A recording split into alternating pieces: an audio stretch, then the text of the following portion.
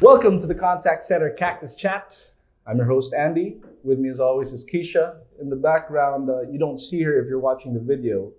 But Keisha loves me so much that she got me back. Thanks for having me, Keish. And I enjoyed doing the last episode talking about virtual assistants and everything they do. We didn't get into their training so much the last episode. And I think the person we have on today is the perfect person to ask about that and everything to do with virtual assistants, because this is part 2 of our virtual assistants series. Our guest today is Nikki. Hi, Nikki. Hi. You all Hi, right? Andy. I'm good. I'm happy to be here. You nervous? I am. Don't be nervous, Nikki. Now, it's funny that Nikki is acting kind of shy today, because from what I hear, the responsibilities of your job, which we'll get into, involves a lot of tough decisions and talking with important people. Yeah. So it's wild. Have you done a podcast before? Never. This is your first my time? first time. Okay. Well, you know what? At any point in this episode, if the nerves are really getting to you, just throw the blame at Keisha. Yeah. She's my boss. She's there in the background. She's right there. She's you the know? reason why I'm here. Yeah, see? So it's all her fault. No, but for real though, Nikki, she's an amazing and beautiful human being. She's a mother of 3 kids, and she carries with her 14 years of experience in the outsourcing world. We were just talking before we started shooting. You were a customer service agent for nearly 8 years. That's right. And you were a quality assurance analyst for about a year. And now, while you're here today, you are an account manager. I manage, I'm one of the account managers here in Pac Biz. I manage, right now I manage 3 accounts, 2 e-commerce, and then I also have 1 VA account, as well as I oversee the VA team. Wow. Okay. So you're great. I'm so happy you're here, because I still want to know more about VA, but it's perfect that you're also an account manager for e-commerce accounts, because that's what we might get into in the future as well. Helping out online stores and shops. Yeah, that's what you guys do. Right. It's sort of my expertise, I'd say. When I became an account manager, it was the first account that was assigned to me. So I'm pretty comfortable working and dealing with e-commerce accounts. Okay, perfect. When I was talking with Kay the last episode, she's a virtual assistant. She works under you, yeah, as you're an account manager. She gave me the impression that to be in that line of work, you have to be sort of a jack of all trades. Yeah, you have to. That's right. You have to know this and that. Now you're a mother of 3 kids, but one could also say you're the mother of 3 accounts as well, because you oversee everything. That's right. What's that like? Well, it's sometimes it's overwhelming because of the responsibilities, especially if you deal with clients, because you always want to make sure that you meet their expectations. And aside from the fact that, of course, because I don't have a supervisor yet, basically I'm the one overseeing the team that I manage and also the VA team. So if there are inquiries or concerns, so they they go to me. Basically, I'm the one responsible for them, for everything actually. When it comes to any questions about operations and even leave, something like that. I mean everything basically. Leave? What do you mean by leave? Leave request. I deal with that. I'm even the one who would approve leaves as well if they would request. Oh, so the virtual assistants, they come, or the agents who work with e-commerce, they go to you when they want to go on leave. And then I'm assuming it's also your job to figure out who's going to fill in for them. Sometimes, but it's not necessary. It really depends on the client as well. So, when they request, they would send an email and stuff like that. So I would need to make sure that there's coverage For other accounts, I'm talking about like e-commerce accounts. For VA, sometimes it's not necessary. You just have to make sure that the client is not informed that this person is requesting for leave and something. Okay, so your job, among other things, is also to make sure that whoever the client is, depending on the account, always has the service that they're paying for. That's right. Yeah. So they don't have to worry now about having in-house employees, whether or not they show up. So they don't have to worry about sick leaves or dealing with their vacation leaves. Like, it's a 24/7 It's gig. sort of like an internal thing. So we handle that. I handle that. Okay. With of course, I have my fellow leaders also when it comes to decision making, of course, because that's one of the things that one of my responsibilities basically. There are things that I can decide on my own, but there are things that I try to consult with other leaders also, just to make sure that I'm doing the right thing. Right. Yeah. You actually answered a question that I wish I asked last episode with Kay, because Kay does a lot of work for her client, right? But she also mentioned the last episode that particular client has a bunch of has more than one VA from Pac Biz outsourcing. Yeah. My question was, does the client, and you already answered this actually, does the client have to deal with all of them individually? No, they only have to go straight to you. Yes, that's right. I'm sort of like their direct contact and everything. Like, if ever the VA or agent has problems or issues, like even their performance, we discuss about it. So they go directly to me. There are clients, like for instance, I have one e-commerce account that they're sort of really hands-on. So if there are coaching opportunities, they try to like schedule a meeting, do like one-on-one meeting with the agent. But most of the time I do it, or I ask assistance from AQA, because there are accounts that I have that there's like an assigned QA that helps me with coaching, if ever there are like client escalations, And you're amazing at this because, according to this, what you told me earlier, you also have a background in quality assurance already.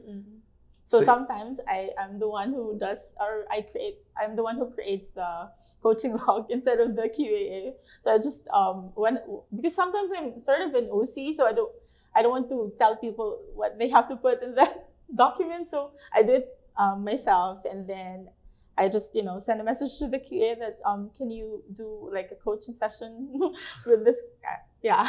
Okay. Because you're hands-on with a lot of things already anyway. Wow, you're amazing. No, for real, because I was thinking the last episode, I keep going back to the last episode. I had such a good time. So I'm so happy to still be here and talk with amazing people like yourself and Kay. You're dealing with so many things. You're the account manager, which you've been doing for how long? I think 3 years. About 3 years? Wow. So you're the account manager for multiple e-commerce accounts and a few virtual assistant accounts. Yeah. You're talking with the clients. You're making sure that everybody's at their best.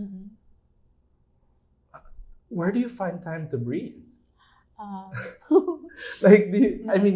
you're telling me you got 3 kids. Talk about super mom, right? Not really, but I think it's just time management. But like I mentioned earlier, it can be overwhelming. I think that's one of the challenges. Actually, it's managing or sort of balancing everything and making sure that the expectations of clients are met. So those are basically my challenges. But like I mentioned, it's time management. Like for example, there are actually times that since I am the one who oversees my team as well, I don't have like a supervisor. So if there's like someone who got late or who were absent, who were unable to report to work, if they're unable to like provide I would call that a medical certificate. So automatically I create like a discussion log for them. Those things I handle everything. All right, I love that we're pulling back the curtains a bit on what's going on, because I assume it's also your job to make sure that the clients don't have to worry about these things. That's right. Yeah, you're the one who keeps the ship going. Yeah, well. What sort of other things do you talk about with the clients? And maybe what are some of the, like, I can imagine that there's a bunch of challenges that come about when you're dealing with so many agents under your belt. What are some of the things that clients can go to you for? Well, I'm quite fortunate right now because I don't have a lot of agents under my wing. I can say it's manageable. Okay. But the clients mostly we talk about performance, agent performance, coaching opportunities. Like if this person is even though you remind them constantly, they still do the same mistakes, stuff like that. We sometimes talk about that during our biweekly meetings. I actually don't have that one like in every client that we have. Like I mentioned, it's really different. Every client is unique. It depends on their preference because there are clients who are comfortable just doing chats. Like we communicate just through Google Chat. Other clients who I have like weekly meetings or monthly meetings. So yeah, it really depends. It depends on the client. It depends on the client, their preference, basically. Because like for example, if you talk about VA clients who are really busy, so that's exactly the reason why they have a virtual assistant. So they don't have a lot of time like doing meetings and stuff. So and that's obviously the reason why they have a VA, because they don't like multitask. I mean, what do you call that? To micromanage. So I'm the one actually who's responsible to check in or make sure that the agents the VA or agents are able to fulfill or complete their task. Okay. Well, wow. You mentioned the word overwhelmed earlier. I feel a little bit overwhelmed now. If there's one thing that I've learned today, it's that there are companies that are super busy, that they need the help of people that can do the virtual assistants that they do, people like Kay, and they also need people like you to make sure that the performance is good, to give them updates on operations, to deal with coaching them. So you're also a bit of a trainer as well, yeah? I would say because most of my clients do one-on-one training, so I don't have to handle that. And we actually don't even have to like ask assistance or help from the training department, because most of my clients does the training themselves, like one-on-one training. So for VAs, it's the same. So how we handle it is that if there's a VA that's coming in,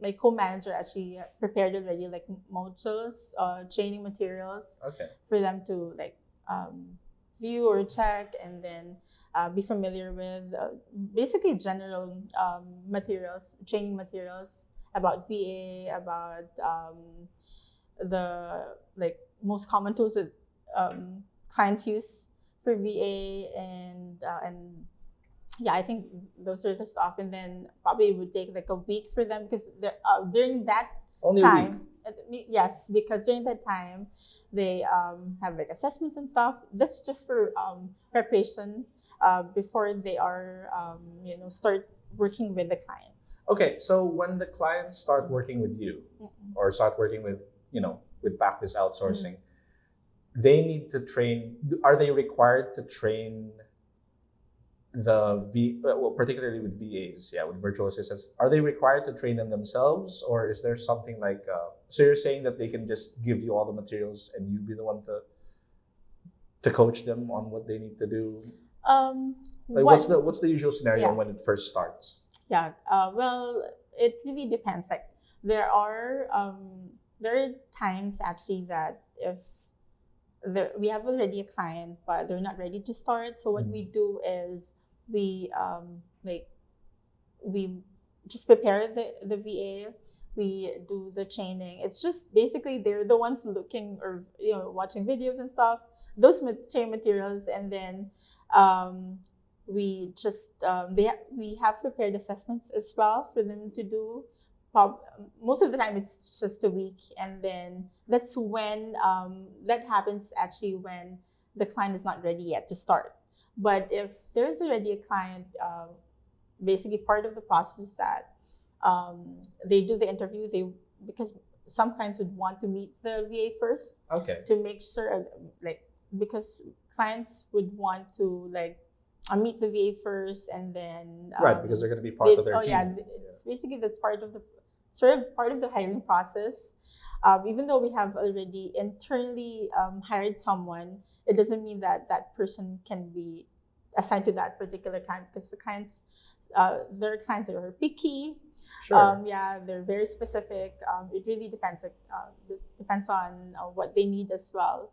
They look into resumes also to check if this person has experience or that has the requirements that they have for that particular role. And you're the one who puts it all together. Yeah. So you give them a pool of potential agents who will become their VA if they like them. That's right. And then we ask actually JDs or job descriptions from the clients, and then basically that's I don't know. I'm trying to talk backwards. I don't know. I'm all over the place, but it's like that. Usually. Oh, thank goodness you've got amazing time management skills. Right. Yeah. So usually, if it's because like I said, it's really different because of the fact that I manage also a e-commerce account, so it's a different process, but sort of similar. Okay. So. In my case, for instance, I have a client. They're new to outsource. So the first thing that I do is that I send them the culture index, wherein they take that culture index. A culture index. Yeah. Okay. So they take that. Well, what is that? It's to assess. Basically, it's a survey, and then they take that so that we can match that. I don't know how to say it. It's like a test? Yes, it's sort of a test or assessment, I would say. And then so the client take that, and then once we get the result, for example, they're a specialist, because the result varies if the client is craftsman and stuff like that. And then there's a lot actually. And then sorry, wait, because slow down, hold up. The culture index survey assessment. It's a survey, and then they find out if the client is a craftsman. Because there are results. So basically, once it's like a test, they take the test, and then after that, there'll be a result, and the employees take the test. The client first. Client take the test. Okay. We ask the client to do that first, so that we can match it. For example, the result is a specialist, so we will be looking for someone that is a specialist as well. So that which means that this person is the right fit for that role. That's interesting. I've never heard of. What? It's so weird. Why did you hire me to be a host for outsourcing? Because I know next to nothing about outsourcing. I can remember sending a CA survey to you and Kim. Did I answer it? I don't know. I know Kim did that. I think I'm not really sure. We'll cut this out. Actually, we might keep this in. You know what? No, let's keep this in. Let's tell the world how much of a horrible employee I've been. Right, Keisha? I can't really remember, but but that's interesting, because so what I'm getting from you is that you've got all the resources and all the tools. You've got, what did you call it? A culture index survey. To really find the perfect person that could fulfill the needs of the client. That's how you were able to find somebody like Kay, who we interviewed last episode. That's how you're able to find somebody like Kay to be able to handle so much for that client. I'm still pretty impressed. You know, I think I'll never lose this impression of Kay, that she made it all sound so easy. What a virtual assistant does. She's actually awesome. She's really awesome. But it doesn't stop there. So after culture index, like for instance, for Kay, what happened is that because she was already hired, but she doesn't have a client yet. So when the client that I already have needed someone like a VA to assist them or to help them with like social media, video editing and stuff. So I asked actually operations if I could, you know, schedule Kay for an interview. But of course, with the client. Okay. Actually, there were a couple candidates, but the client, you know, she was the best. She was the best fit. She was the best fit for the client as well. So even through the interview, basically. So yeah, that's how she got the post. Okay. So what? All right. So putting it all together, we're gonna be wrapping this up now. You, as the account manager, does a lot for the client because you are sort of the bridge between them and the agents that they hired. There's a lot that they do that the clients need to do to get these agents, but at a more affordable price, right? Because like I mentioned last time, you know, the cost of labor in the Philippines is a lot significantly cheaper, right? Than countries in the West. Stateside, yeah. Sorry, what? Less expensive than stateside. Than stateside, okay. With that, they're still pretty much hiring somebody, but they have a go-to person in you as the account manager, and you don't leave. You're still continuing to build that relationship and keep it where it needs to be, the performance, with the coaching, with the culture index survey. Yeah, it's really regular communication. It's basically the key. Oh, that's good. I like that. Communication is key. I love that. Before we end this episode, because there's so much you do, maybe it's because I don't do enough. Maybe it's because I don't do a lot. You know, I think I was hired to do this job because of my pleasing personality. Would you say? I don't know, because you don't seem that nervous anymore. Yeah. You feeling okay? Sometimes I'm like that. If I'm comfortable already, I can talk. No, that's good. But so okay, before we end this, let me ask you. You're doing so much. To you, as the account manager of virtual assistants and as an extension, the e-commerce agents, what constitutes a good work day? Like when you get home after a full day's work, what are the things that should happen, or what are the things that shouldn't happen for you to say, all right, job well done today? Well, first, if I don't have any problems with or issues with attendance, and then if I have a successful meeting with the client, even though during the meeting, like maybe we talk about feedback from the client, as long as we're able to, like, if I hear also a good feedback, in spite of other stuff like coaching opportunities or, you know, lapses on the agent's end, because it could happen. I mean, there are really days it's not perfect, you know, that maybe the agent forgot to do this or that. So yeah, I would say a good attendance and a successful meeting with the client, that would constitute a perfect or successful shift for me. That would be the minimum standard. And yeah, I guess that's it. Right on. Okay, so all right, I'm hooked. I want a VA right now. Keisha, let's get a VA for this podcast. Yeah. 2 VAs? 2 VAs. Let's get 2 VAs and let's get 2 VAs, one for you and one for me. No, only if we have Nikki as their account manager, then I think this podcast would be a success, definitely. Okay, great. Nikki, thank you so much. Thank you so much for your time, for your expertise. I'm thrilled. I'm happy. And I really want to get a VA now. Nikki, how can we get amazing people like you to be part of our business? They just have to go to pac-biz.com. And if they have questions or inquiries, anything about VA, they can just send an email there. Yeah. Thank you.